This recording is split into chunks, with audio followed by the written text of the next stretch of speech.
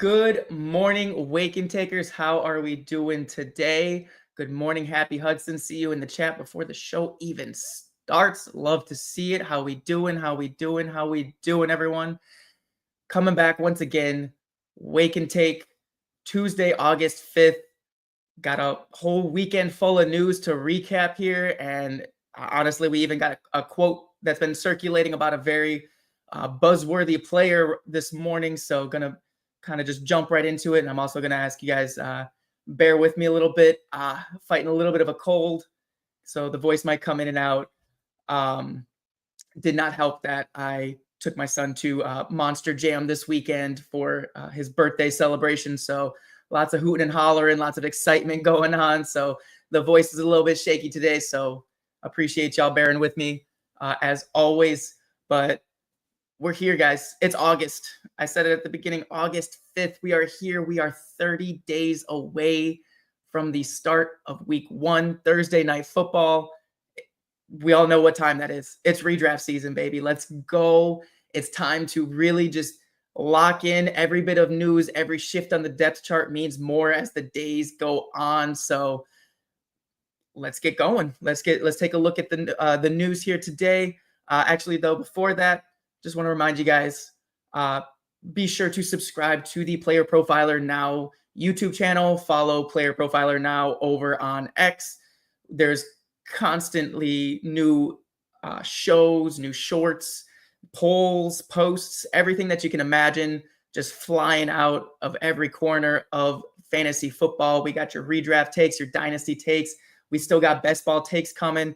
It's flying all over the place over a Player Profiler Now. So make sure that you're subscribed, you're following, so that way you can keep up with everything as it's going on. Appreciate you guys being here with me. You can also follow me on X at JOwens_FF. So you can make sure you keep up with when we're going live, and also for a little bit more detail on my takes here. So jumping right into the news once again, Tuesday show. Going to be a little bit more focused on the news as there's a lot to catch up on, as there always is. And as we roll into the preseason games, there's going to be even more to talk about on these Tuesday shows. That's a little bit more than just camp news and speculative things. We're going to see formations in practice. We're going to see players making a difference on the field. We're going to see connections between quarterbacks and wide receivers, defenses that don't look good. So the information is only going to get more and more vital, more and more important to focus on the right details. So I'm excited. I know you guys are excited. It's time. It's time. So like I said at the beginning, there was a quote dropped on the Rich Eisen show from the head coach of the Jacksonville Jaguars, Liam Cohen. And it's about Travis Hunter. He's someone that I've seen a lot about on fantasy Twitter right now. Very polarizing. Some people saying full fade. He's a cornerback. A lot of people, myself included, that see the upside case for Travis Hunter is too high to ignore. And this quote is only going to add fuel to that fire right now. Liam Cohen says that Travis Hunter could see 80% snaps or so on offense. That's huge. We've seen a lot of the work that he's been putting in camp. It's kind of skewed a little bit more to the defensive side, which I feel like makes sense. I feel like you got to kind of be more in sync with the defense when you're doing switches, pass offs, things like that. You kind of got to be like, you got to get the reps in. So it's a fluid type motion. Whereas, I mean, we've seen the offensive snaps. We've seen the highlight catches like we always do from training camp. So it seems like he's got the offensive side a little bit more down, and they're trying to make sure that he is ready for the defensive side when it comes to that. But this team reached up to grab him. They traded up. They made sure they got their guy at pick number 2 in this draft. And I mean, they need it. Like, there's all this speculation. What's the split going to be? What's the split going to be? And that's really been kind of suppressing his ADP. But if you look at the Jacksonville Jaguars, they need a wide receiver, a pass catcher in general, outside of Brian Thomas Jr. This team is desperate for someone to step up into that hole. I mean, just looking at it, there are 212 vacated targets out of the Jacksonville Jaguars. They lost Evan Ingram. They lost Christian Kirk. They lost Gabe Davis. Even Josh Reynolds was on the team at some point. And we saw them hurting last year because those guys were in and out of the lineups, being injured and everything. The only consistency that they had was Brian Thomas and Evan Ingram. And we saw the crazy year that Brian Thomas put up as a rookie. So who's to say that it's not crazy that this offense consolidates around two electric playmakers and Brian Thomas and Travis Hunter, who complement each other so well. It kind of blows my mind that people are reading into the cornerback piece of Travis Hunter's game so much. It's something we've never seen, obviously. So it's new. It's a new situation that we won't know until we see it. But at the same time, he did it his entire collegiate career. He's made plays on offense consistently. He's made plays on defense consistently. Who's to say he can't do that in the NFL? And honestly, I think this first season, we're going to see him be primarily offense. I think he'll have packages on defense. I think they'll see how it works this year, but they drafted him to be the wide receiver 2 on this team, like maybe even like a 1B type situation to Brian Thomas. You don't take a guy at number 2 if you're not expecting him to fill in a significant role.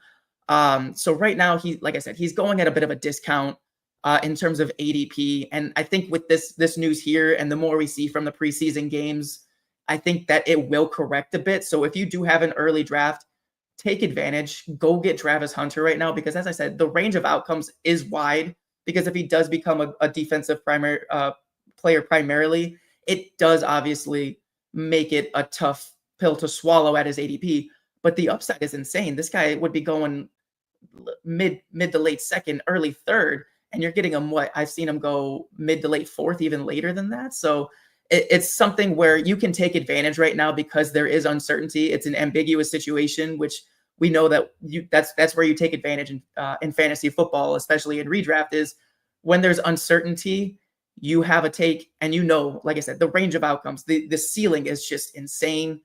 And it's just at the ADP, it's insane not to take the shot. It's not like you're burning a first round pick. You're not burning an early second round pick. This is a very much a pick that even if he's at his midpoint projection, it's still great. It's still an amazing player, and he's going to pay off. Happy, I see you in the chat. He played both ways at altitude in Colorado, and college games don't have the same amount of commercial breaks. The college game is very much faster, especially in the division that he was playing, and it's very much a fast-paced. Everyone's rushing to the line. Everyone's doing no huddle type offenses where you're looking to the sideline for the calls. So he's used to just being constantly going and going and going, and the team's not going to put him in a position where he's not able to perform the best that he can on either side of the ball.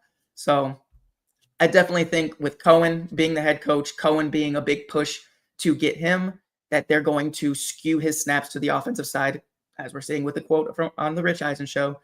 And I think that right now, where his ADP is, it's crazy not to take the shot there. So Travis Hunter, someone that I'm definitely looking to take, just a big swing potential league winning type of guy right there. So we'll see how it progresses. We'll see it once again. We got preseason games coming up. I'm sure we'll see him in at least week 2, week 3 type scenario where we start to see more of the starting players. You'd love to see the rookies out there kind of getting the reps with the starters. So excited to keep an eye on that, and just there's going to be more to come over there. We also have some more injury news. I feel like the teams that I talk about, they keep popping up in the news. They keep having injuries. They keep having shakeups. So it's like I can't get away from them. Going back to Buffalo, we have quite a bit of news out of Buffalo. Starting off, Khalil Shakir, high ankle sprain, out for weeks is the estimation right now. We don't have an exact timeline. What we do know, though, is that is it a high ankle sprain? Hate to see that in fantasy football. It's not the worst thing in the world coming this early in the offseason. We're not at the preseason games yet, so he does have time to come back. But this is the type of injury that lingers even after they get back from the injury. And we know there's been a lot of hype around Shakir in terms of NFL talk, in terms of fantasy football talk. Shakir has kind of been one of the big names discussed after he had such a huge target share last season with Josh Allen, after he kind of separated himself from the pack in terms of who is the primary pass catcher in this offense. So it's tough to see that. It definitely, I was already hesitant because I felt like his ADP was getting too high with not enough of a ceiling, not enough of a payoff.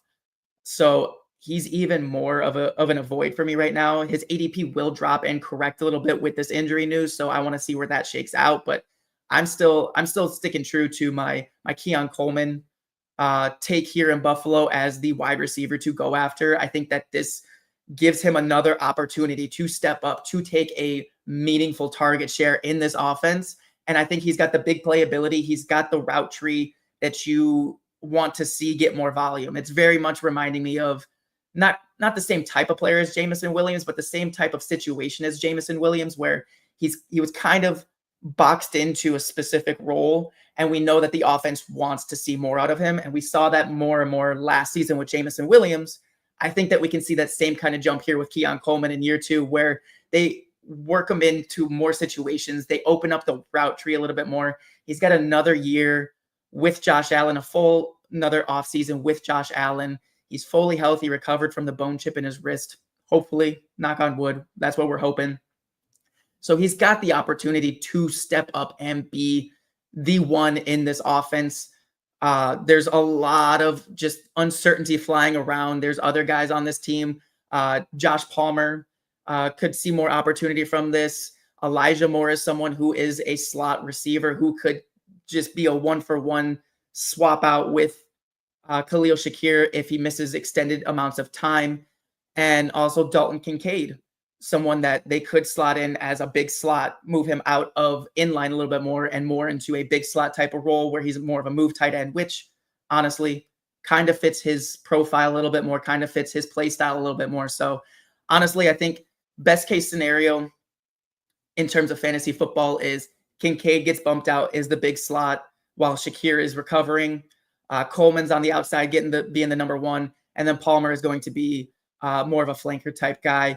But we have news about Josh Palmer, who is dealing with a groin injury. So again, it's just what is going on with the Buffalo pass catchers? I don't know, but what I do know is that there is all the opportunity in the world for a guy like Keon Coleman and a guy like Dalton Kincaid. If both of these injuries linger, this team is an explosive team. This team puts up points week in, week out. We've seen in the past, 3-4 years that they are one of the top offenses in the league. And so there's going to be opportunity for fantasy points here. Khalil Shakir worries me very much. He was already a very safe, low ceiling, high floor type player with the role that he played where everything was underneath. The high ankle sprain really just kind of limits any type of yak that he can get with those routes. He dealt with a similar injury last season and was still efficient with his targets, but at the same time, it's just not good to see it happen again. It's a tough thing to see. So I really think that I'm full avoid on Khalil Shakir right now. Josh Palmer, we have to wait and see what the severity of the injury is, how long that lingers. But honestly, I wasn't really excited about him anyway. I think that he is another type of like safe floor type guy that will fill in and soak up some of the targets in Shakir's absence. But really, the guys that I'm targeting, it's Keon Coleman first and foremost. That's who I want. And then also, if you're looking for a high upside tight end, I think Dalton Kincaid, who's been kind of dealing with his own knee soreness and everything, but that seemed more like load management. I think Kincaid's going to be ready to go for week 1. I think that he's another high upside tight end that we could see take a big step up this year. And he's got the athletic ability to do it. So all he needs is more targets, and we could definitely see that with this Shakir high ankle sprain. Jamie, how we doing? Good morning. Welcome back to Wake and Take. Happy to see you back in here, man. Moving right along. Still sticking with the Buffalo Bills, though. James Cook, the holding is official. He reported to camp last week. Seemed like everything was going to be fine. He was working in with the team and looking to just get reacclimated and get back to work. But this past week, he starts missing practice later in the week, over the weekend. And when asked about why he isn't practicing, his response is business. So not even trying to cover it up with a fake injury, just business. So Definitely something where I talked about him. He's on my do not draft list, and this just triple stamps the double stamp. Not touching him at all this season. I think it's going to go ahead and suppress the ADP. Maybe it becomes somewhat more palatable, but as it stands right now, where he's at in the third round, wide receiver 12, 13 range, I'm out still. Someone that it does make me interested in, though, is Ray Davis. I think Ray Davis is a sneaky late grab this year. He had flashes with the touches he did have last season, but he's just a different type of back to James Cook. He's more of the big-bodied, grindy, bruiser-type back, which, I mean, this team could use. They want to protect Josh Allen. They don't want him taking as many hits, so they may want to use more Ray Davis in some short yardage situations. And if Cook is holding out, it increases injury risk. It increases the amount of time that Ray Davis has to work with the first-team offense. So I really think that Davis is one of the best handcuffs in fantasy football right now. I've been all over him in best ball already before the Cook hold-in. And now he's even more so someone that I'm looking to target late in my redraft drafts, and especially in deeper leagues where you're holding on to a bunch of the running backs from the draft. I still, in terms of like other handcuff running backs, I still have Woody Marks just a little bit ahead of him, just because we know that Cook will probably be back for the start of the season. Whereas right now in Houston, it's still just like, what the hell is going on? Mixon's missing still. Chubb doesn't look as explosive, obviously. So there's just a lot more early season opportunity for Woody Marks. So that's why he's still ahead of Ray Davis for me. But Ray Davis is definitely one of my targets. Very much like a Tyler Algier type guy, where I think that he slots right in if anything were to happen to James Cook this season. And I think he's got a good amount of standalone upside on his own, in terms of he could be a goal line back. He could be a guy that takes some of those 18 touchdowns away from James Cook this year. So definitely someone to look out for. Let's see. I saw a trade grade request from Jamie in the chat. Single QB, 12-team dynasty, traded away Brian Robinson and a late 2026 second for Drake May. Let's see some context here. Only other QB was Darnold, Russell Wilson, and Milroe. I do love getting Drake May. And if you're set at running back, if you don't need a Brian Robinson to slot in on a weekly basis, I think that's perfectly fine. A late 2026 second also isn't bad. I think you're really setting yourself up.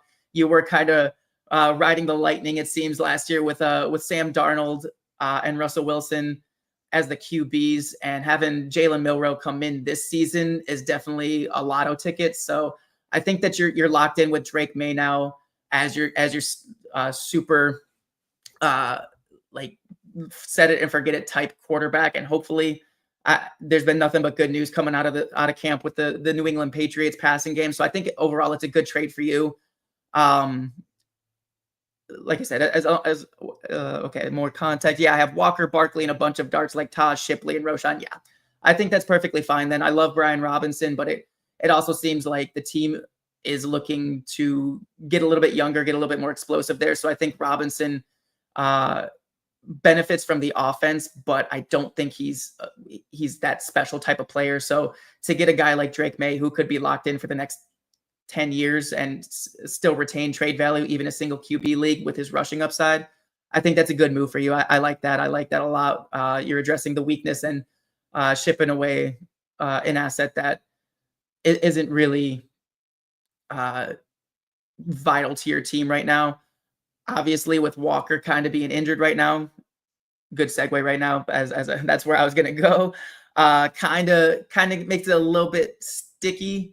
But having a guy like Barkley and then a Taj Brooks, Roshan Johnson, guys that could have significant roles, I think that you're going to be okay. Might have to make another move at some point in the season to get a little bit of a dustier running back to fill in. But I think that overall it was a good move for you. Happy Hudson is JCM, a high upside cuff. Thank you for abbreviating that for me. I don't know if you guys remember me trying to get the ordering of his name, Jacory Krosky. No, I can't. I just can't do it. I'm just going to stop the tongue twister, stop embarrassing myself. JCM, I think he is very much a high upside cuff.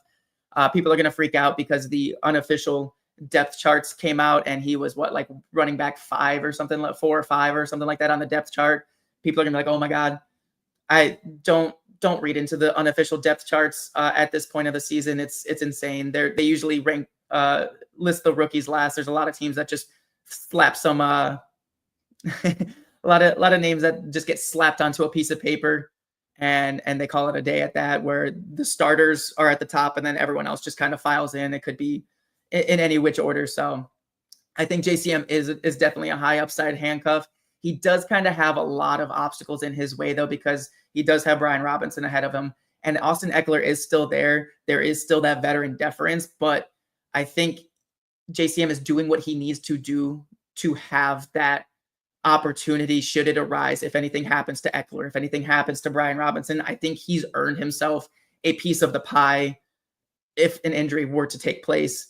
We've seen just nothing but the Commanders clips, the Commanders news, quotes from coaches just gushing over the guy. So he's explosive, he's exciting, he's a young explosive piece that this offense really needs right now. There's a lot of age, a lot of slow type of guys, and Jaden Daniels definitely needs someone to match his speed. So I think JCM is definitely a high upside handcuff, but he's not someone that I think in deeper, like more competitive leagues, I definitely think he's worth a shot. But if it's like a home league, I think you can maybe either take him at the very end of your draft and just hold on to him if you got the roster spot. But he's also someone that I feel like you can just keep an eye on the waiver wire and snag him up when the time is right, in terms of if there's an injury or something like that.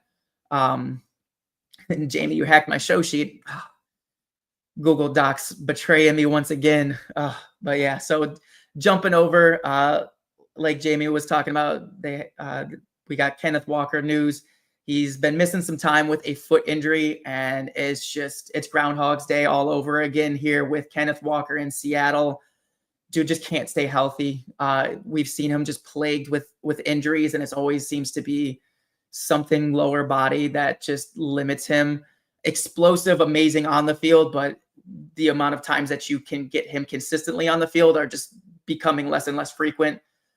So definitely something that concerns me, definitely something to keep an eye on. We haven't gotten, once again, training camp, not getting anything consistent here about severity, timeline type of deal. We're just counting the practices that he's missing at this point. So waiting to see how it goes once we start getting to the preseason games. Probably won't see him very much due to load management, especially if he's dealing with this injury.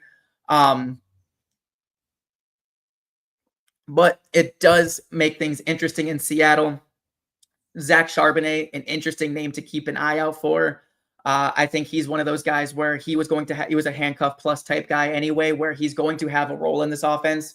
They drafted him high enough to warrant a workload. It might not have been this coaching staff that brought either of these guys in, and it did seem like they were going to lean more heavily on Kenneth Walker, but we know the injury risk is there. It's already happening. So I think Charbonnet is a great handcuff plus type pick, where he'll have a floor to suffice for a flex type play. And the upside is there, where he can step into a 3-down type of role. We've seen it before. Obviously, I'm not as excited about Charbonnet as I am Walker in terms of the upside, the ceiling, the fun. So it's not someone that I'm like full blown, like got to go get him, but he's someone where if I see him and all my other handcuff plus targets, like a Braylon Allen type guy, are gone, I have no problem grabbing a Zach Charbonnet. I know Allen goes a lot later than him, but that's just they're kind of in like a similar boat to me. And also an interesting guy for a deep late round stash on your deeper teams. Damian Martinez is someone that I'm kind of, I was in on Dynasty. He was one of my late round rookie draft targets, where I'm scooping him up just because I like the profile. I like the player in college. I'm in Florida. I might follow Miami decently closely. So Elijah Arroyo and Damian Martinez were definitely guys that I was gobbling up in my rookie drafts, just because I knew they had the profile. They were an exciting offense. I mean, we saw what they can do. They're very athletic. They're just a little bit more with both these guys going to Seattle. You kind of see that they were tapped into that Miami offense as well. Jamie, say you really did hack the show sheet. You we're on the same page here. Damian Martinez, like I said, loved him already for Dynasty, and he is creeping into one of those late round handcuff targets. If this injury for Kenneth Walker extends even further, he's someone that I would be looking to kind of just snag. Sorry about that. Someone that I'd be looking to snag late round as someone who could be a nice complement for Charbonnet. If anything were to happen to Kenneth Walker or vice versa, if anything happens to Charbonnet, I think he still will kind of be worked in as that secondary back. Again, unofficial depth charts have him like running back 5.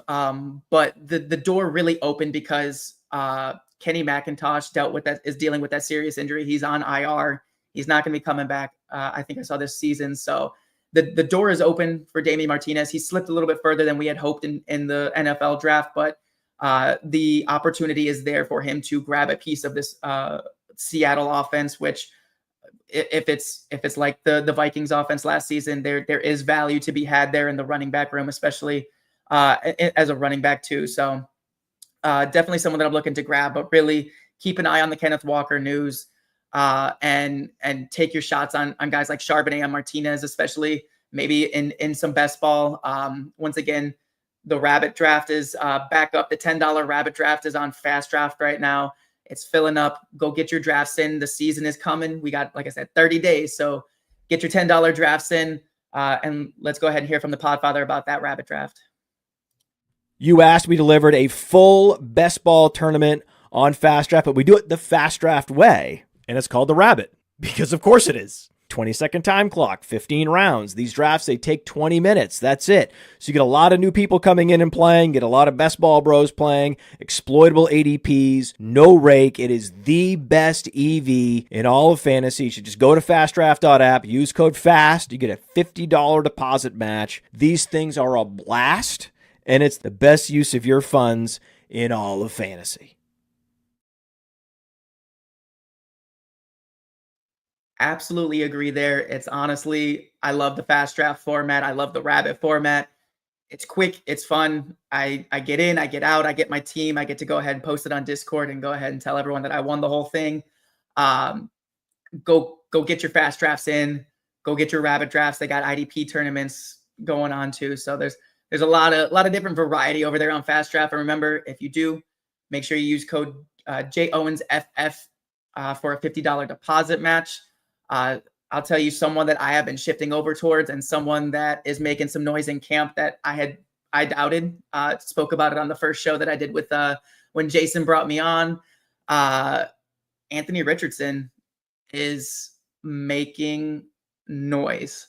He is pulling ahead in the QB race over in Indianapolis, and just like Kyle Pitts, I'm ready to be hurt again. I don't care right now. It's so much more worth it than it was last season. Last season, he was going as a top 12 quarterback. Everyone thought that like this is the year, and then he comes out and duds, and now everyone's just tossing him to the side. There's new ownership. There's a new regime in Indianapolis, and they are going yes, they brought in Daniel Jones as a failsafe. And I really thought that they were kind of trying to usher Anthony Richardson out the door, covering it up with a shoulder injury. But ever since he's come back, he's been out there. He's been performing. It's not pretty. It's not great. He's not lighting the world on fire. But it is important to note that he is in the lead right now for the QB1 job over in Indianapolis. And in terms of fantasy football, I love Anthony Richardson. He's in best ball. He's amazing because you take him as a second, as a third quarterback, and you don't have to worry about the dud games. You don't have to worry about the 3-point stinkers. You get the games like last season of 27 points, 28 points, 23 points. He had 4 games over 20 fantasy points last season. And that was with him in and out of the lineup with no consistency, with all the turmoil going on, with all of the drama surrounding him, Pat McAfee roasting him. There was a lot going on. Everything that he's been saying has been, he's here to compete now. I don't know what was going on last season. I don't know if he felt like he was just entitled, if he thought that it was just, I'm here, I'm just going to be the dude, and it didn't work. But it seems like things have really shifted. There has been an awakening hopefully he put in the work with Josh Allen's throwing coach, from what I saw. And it's just where he's going right now. The upside is just, it's mind numbing that he's still sitting at quarterback 21. I do expect it to change, but again, quarterback 21 right now on FFPC, the sharpest of the sharps, and he's at quarterback 21. On Underdog, he's still quarterback 27. I saw on Player Profiler's ADP tracker.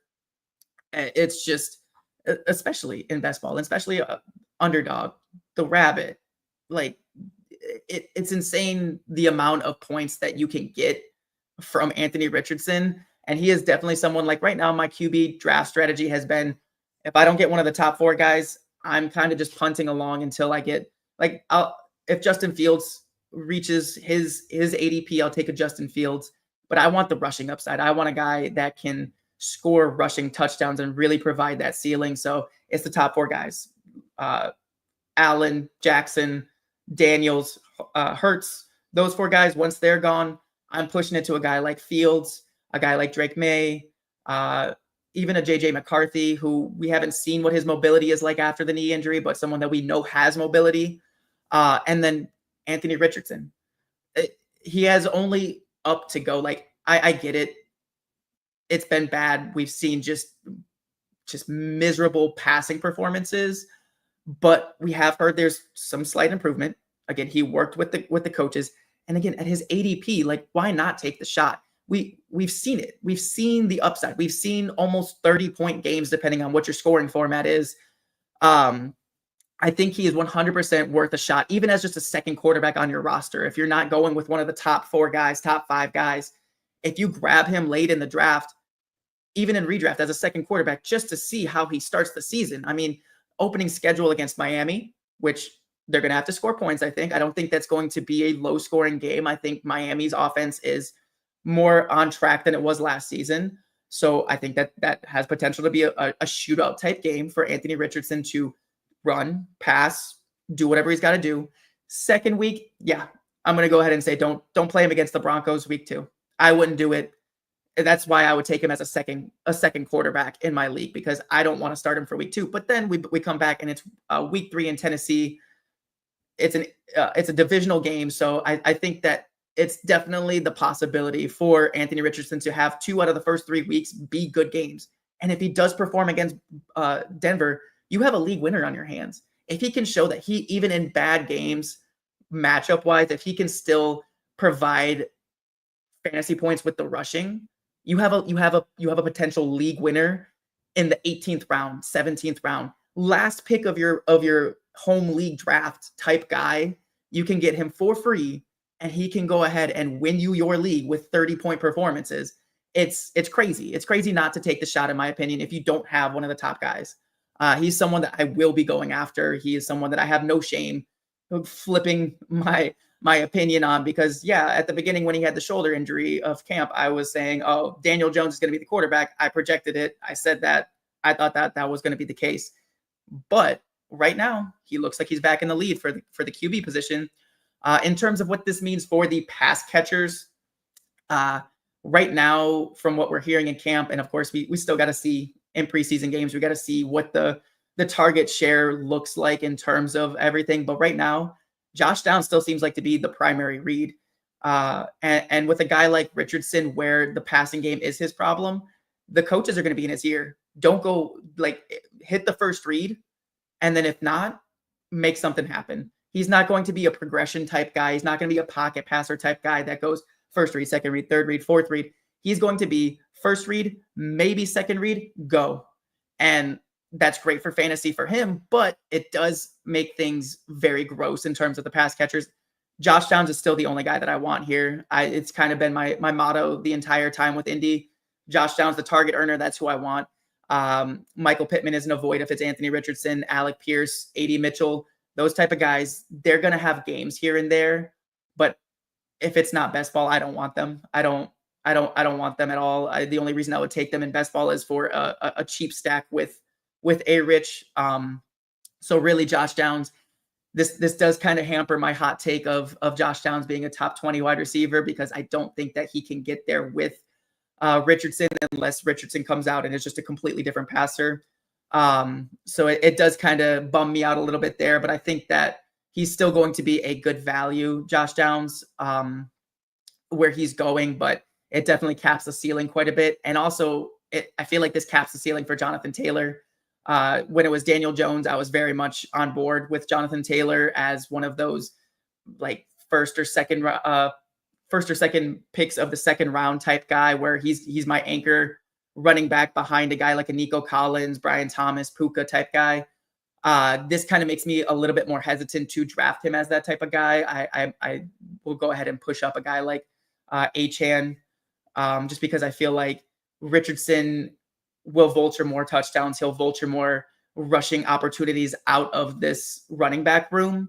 I still think he's a safe play, but I just feel like this fully caps the upside for Jonathan Taylor, because he's going to be a volume driven floor play with touchdown upside. And if Anthony Richardson is stealing touchdowns in the 5 to 10 yard range, it definitely caps that upside. Jamie, I forgot to mention the Podfather's former truther guy, Ashton Doolin. Podfather had me on Doolin for a long time. I finally had to drop him in a lot of my dynasty leagues after he dealt with the injuries and couldn't do much more outside of being a special teams guy. But there was a camp highlight, Ashton Doolin. Ooh, no, I'm just kidding. Like, unfortunately, there's just there's too much there. I wish, but yeah, no, definitely all over Anthony Richardson if he can continue the strong drumbeat out of camp as the quarterback here in Indianapolis. Again, only pass catcher I want to touch is going to be a Josh Downs, even Tyler Warren, just for an upside tight end play. But I just feel like he's kind of being steamed up in terms of ADP because of the fact that he's an exciting, highly drafted, athletic tight end. I think he's got the upside, but I feel like right now he's kind of in a tight end dead zone where you can do it. It's not going to cost you like too much, but it's just not someone that I'm heavily targeting. I'm still, if I'm going for a tight end, I'm usually kicking the can down the road just a little bit later there if I'm not grabbing a guy like Kittle or McBride or Bowers. Got some more news here. Trying to did not expect to be going this long, especially with my voice. So having a lot of fun with you guys in the chat. But moving along to we're going back out to San Francisco. I told you I don't know why the same teams keep popping up in the news. I think it's just because they're the big fantasy football gold mines right now in terms of values. But Isaac Guerrero out for a few weeks with a shoulder injury kind of makes me nervous. We've seen him deal with injuries in the past. We've seen San Francisco running backs deal with injuries in the past. And he was someone that Evan Ringler, when he came on the show, was very much saying, this is the guy to own in San Francisco. This is the guy to go draft in San Francisco, because he is a 1-for-1 fill-in for Christian McCaffrey. If anything happens to McCaffrey, they plug in Guerrero and they just keep churning full speed ahead. They don't adjust the workload. They don't do anything. Obviously, he's not putting up the Christian McCaffrey numbers, but for where he's going and where he was going, it's exactly what you want out of a guy that you're drafting here as a handcuff running back. But with this injury now, we have once again the question we have every single year: who's the handcuff in San Francisco behind Christian McCaffrey? Right now, the depth chart's pretty bare. It was very much looking like it was going to be Christian McCaffrey, Isaac Guerrero. Let's see what comes out. They did draft Jordan James later in the NFL draft this season. He's someone that is interesting because anytime they bring in a new name, they obviously like that person for a reason, but we've also seen them pound the table to bring in a running back, and he does absolutely nothing. Doesn't matter the draft capital. If you can't perform, you're not doing it. And really, Jordan James doesn't fit the profile that they usually take and that they usually plug into this 3-down role. He's not as big as Guerrero. He's not as explosive as Guerrero. He's very much just not the type of guy that I expected them to go after. And I don't know what his fit is in this offense. I think he's more of a complementary piece. So I think that he was kind of there to kind of help, if anything did happen to CMC, to help Guerrero kind of spell him for some passing down work. More along those lines. I don't think they ever expected Jordan James to be the guy to step up. So I'm going to be interested to see what happens in terms of, I think if the Guerrero injury is serious, which I mean, missing a couple weeks, pretty serious as it is, I think that it's going to be interesting. I think they might bring in, I mean, they already brought in Amir Abdullah to fill out that room. But I mean, Amir Abdullah, I love the guy as an NFL player, former Lions player. But he's dusty. I think he's more of a guy that is a safe play for them. So I don't think that there's going to be much value behind Guerrero. I think it's going to be very much committee. And I think, I mean, once again, wheels up for George Kittle this season. He's already going to be heavily targeted with the consolidation of the offense. Ricky Pearsall been making a lot of noise coming back from his injury, and it's just locked in with Brock Purdy. Jawan Jennings dealing with the injury. So I really think that your shots to take in San Francisco, it's CMC, it's Kittle, it's Pearsall. I don't want anything else right now. The shoulder injury scares me off of Guerrero. I don't trust Jordan James to step up and be anything this season, and except for more of a fill-in type guy that will split as a handcuff. So really, really, really, once again, just going back to the consolidation of this offense, I think CMC is he's back. He's back to being the potential running back one. He's going to get a crazy amount of workload. Once again, you heard the rumors that they were going to use Guerrero to kind of be more of a spell type back, so that way it wasn't CMC getting a million touches. But with Guerrero gone, I don't think they trust these other guys enough to plug them in and take CMC off the field. So I think CMC's in for a hell of a workload this season once again. And if he stays healthy, that's the running back one right there. Worth the round one draft capital. Someone that in previous years has gone at the 101, 102, and you're getting him at the back end, mid to back end of round one right now. That's a shot I'm taking all day, every day. You have to obviously have some contingency in your draft when you do that, but I'm taking that shot all day. Jamie, fun story. I gave my son's mother the rookie list that year to pick a name for our kid. She chose Ashton, but now I'm going to tell him he was named after Genty. That's probably a good move right there. You hear you were named after Ashton Doolin, the special teams specialist for the Indianapolis Colts like 6 years ago, but Genty definitely a lot more of a fun name there. That's awesome, Jamie. Good morning. How we doing? A1 Alex, how we doing? Glad to see you in the chat today. And yeah, JB, it was nice getting CMC mid-second early drafts. All of my early season underdog and fast drafts, anytime I saw CMC in the early to mid-second round, I was just like, it was an auto click. I didn't even think twice. I didn't care who else was there. It would just click away. And I got some fun teams. I got some good neighbors, CMC stacks, some fun Nico CMC stacks. So that was a great time. Speaking of neighbors, we got some news out of the New York Giants. Cam Scatabo is missing some time with a hamstring injury. The reports are saying that it's nothing serious. They're optimistic on his return here. I think they're just being a little bit cautious because I think he is going to have a fairly significant role in this offense, but I don't think that he is running away with the job like some people on Twitter are saying. I think it's very much going to be a near 50-50 split between Tyrone Tracy and Cam Scatabo. I think they're both good backs. I think they both can do a little bit of everything. But the way that my projections have it shaking out right now, it's very, very close in terms of overall workload, 50-50. I think Cam gets more carries just because he's got a little bit more of the low center of gravity, the bouncy type guy that can take it up the middle and create plays that way. He can also catch, but Tyrone Tracy, converted wide receiver, much more of the pass catching type back. I think that he's going to get more of the targets. Cam's going to get more of the carries. I'm leaning Tyrone Tracy even before the injury. I'm leaning even further towards Tyrone Tracy because of the injury. I hope that his ADP doesn't take a bump because of this. because I honestly, Tyrone Tracy was one of those guys that was on my initial vibes check of my do not draft list. He was someone that I thought I was going to be off of. I dug in some more, and at his ADP right now, I think he's like running back 33. I think even if it is a 50-50 split with Scatabo, he pays off at that ADP, and the upside is there if he does take more of a role in the offense. If anything happens to Scatabo in terms of injury, I think that Tracy's already shown that he can handle a 3-down workload. I think this offense is going to look better.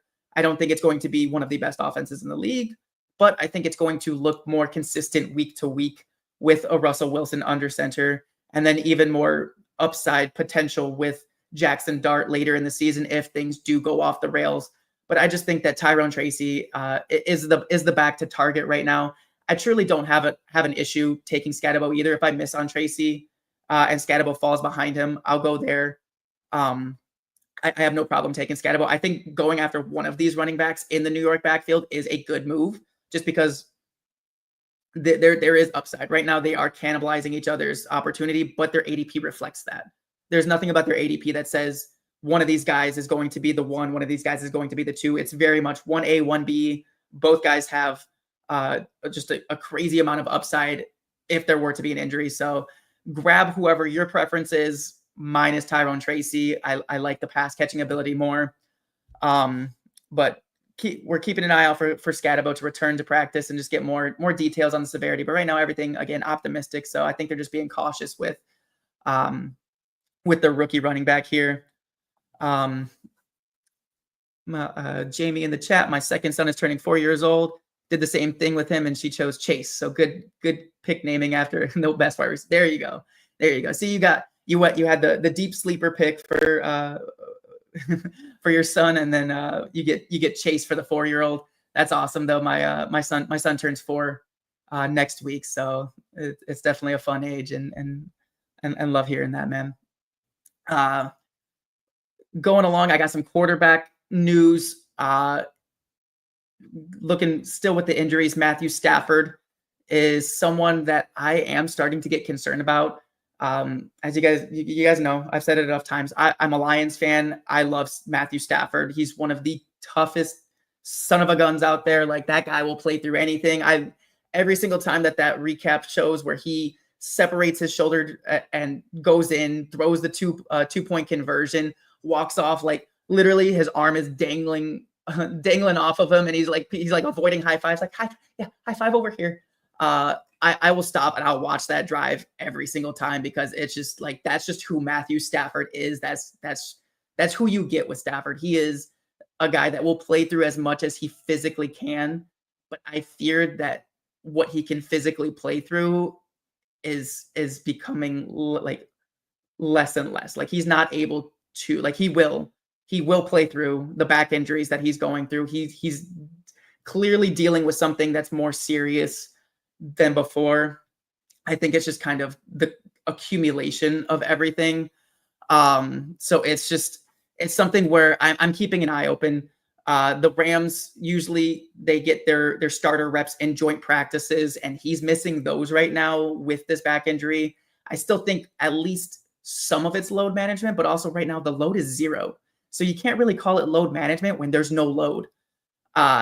And it's very concerning. We know he's got the rapport with Puka, so I think Puka's fine. He can just step right in and be good there.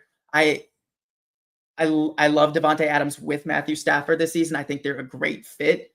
It's amazing that we get to see Devontae Adams with another quarterback from the NFC North, and just kind of see what he has left and how that goes. But he's someone that I really would have liked to see Stafford get reps with in practice, in training camp. I don't think that he needs it. He's a vet. I think that it may be a little bit of a slower start in the season if Stafford can make it back early. For Adams, I think Puka will be the one to blow up early. If you're doing some early season DFS, that's kind of where I would go, would be Puka. I do love Adams though in terms of redraft, but the longer that this Stafford saga lingers on with no real timetable, the more nervous I get. Right now, Puka and Adams are drafted very much at their Stafford level. I don't think that if it's Jimmy Garoppolo, I don't think that their ADP makes sense at all. Maybe I would like, we know like Jimmy technically has uh has time with Devontae Adams from the Raiders, but it wasn't a very good time. So I don't know who Jimmy would kind of lean towards. Uh, they're both Puka and Adams, good separators, great wide receivers. So I just think that it would get very muddy without Stafford. I think Adams can still pay off because he may be the primary type target with a Jimmy Garoppolo. But it's both guys are really, this whole offense.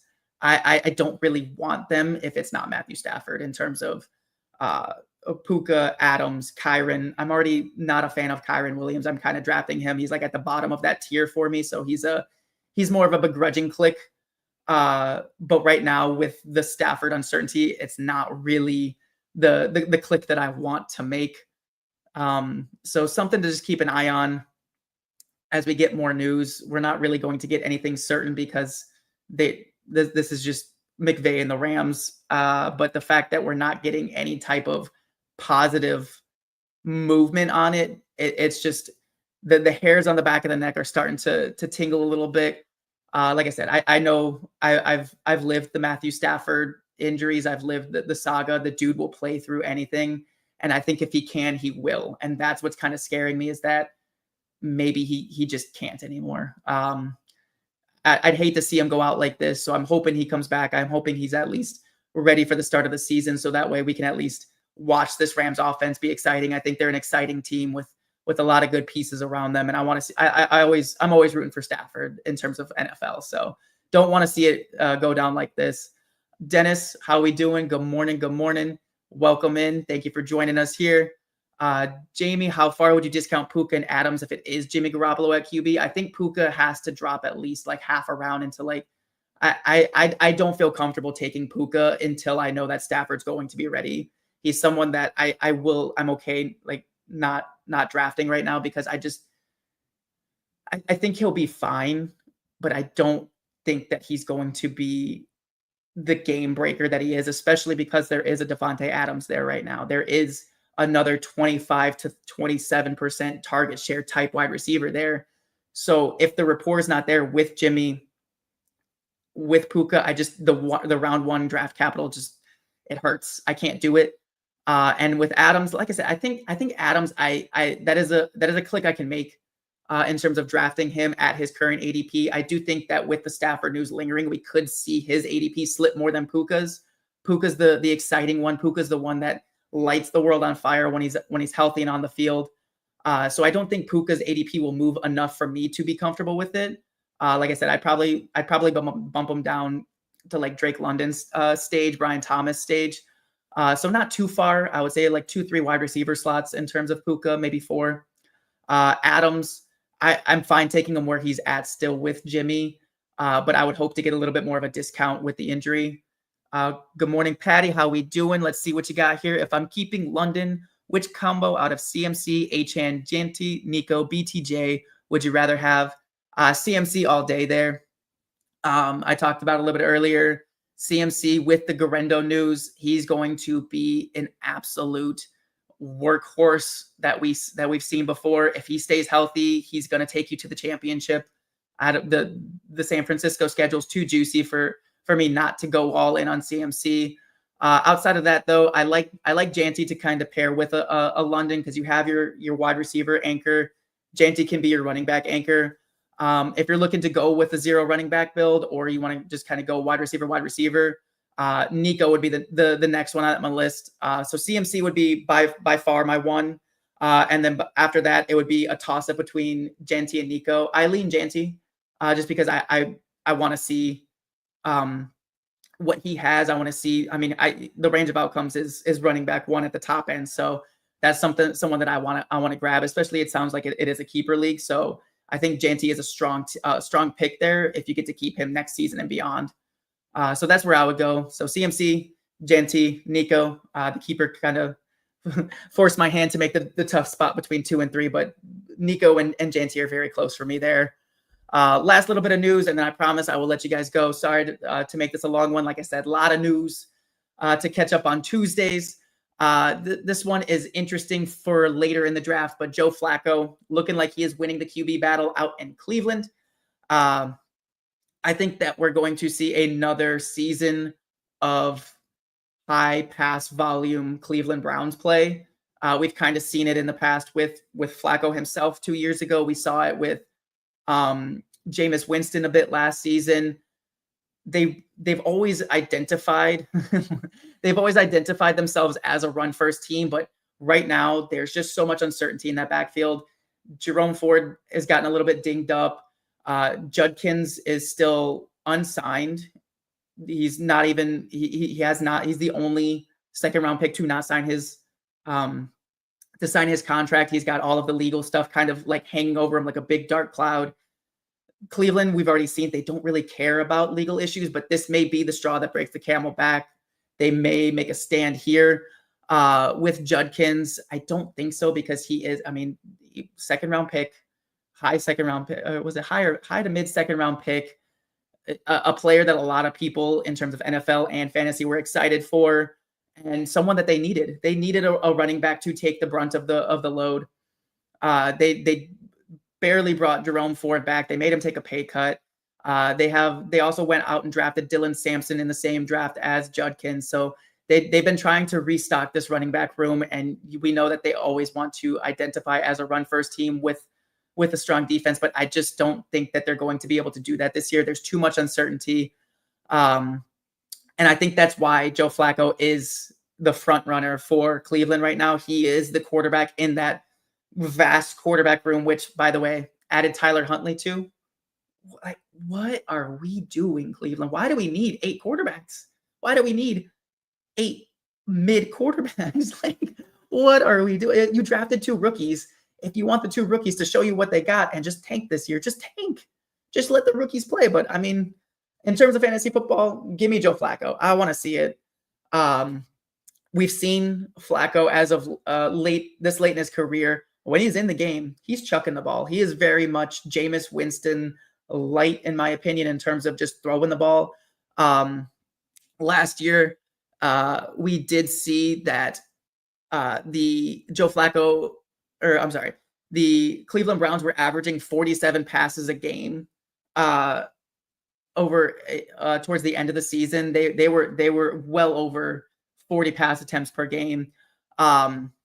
And Joe Flacco, even in Indianapolis with Jonathan Taylor present, was averaging over 35 pass attempts per game. We saw him with Cleveland. We saw him with the Jets on his brief little pop-ins there that he was passing the ball 40 plus times a game. So he has the capability to be Jameis Winston light, where he's just out there slinging the ball.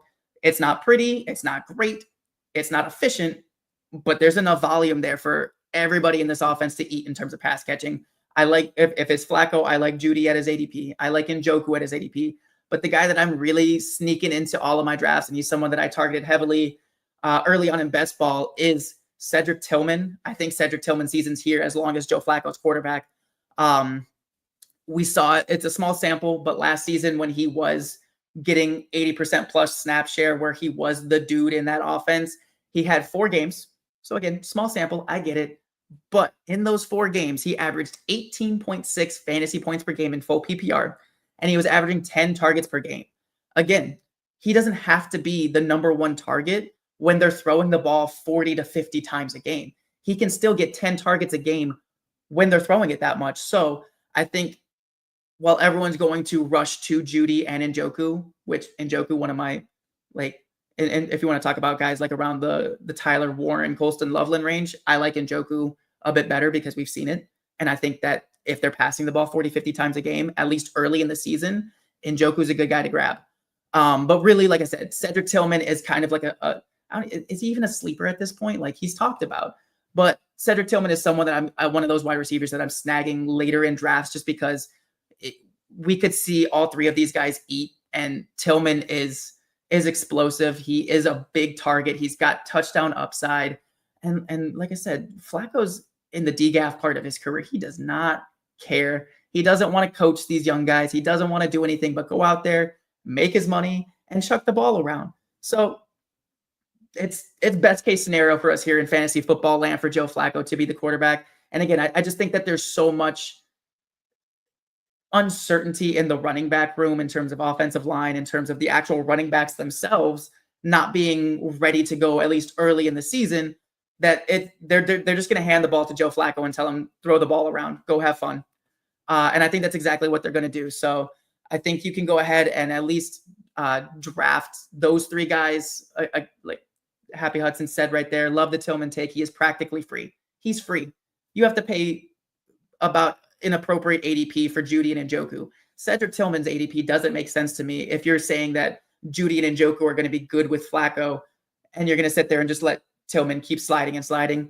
Snag him up, scoop him up in all your drafts. If he doesn't perform, if they do flip early to one of the rookies, toss him to the curb and go grab another guy that is popping, go grab a running back.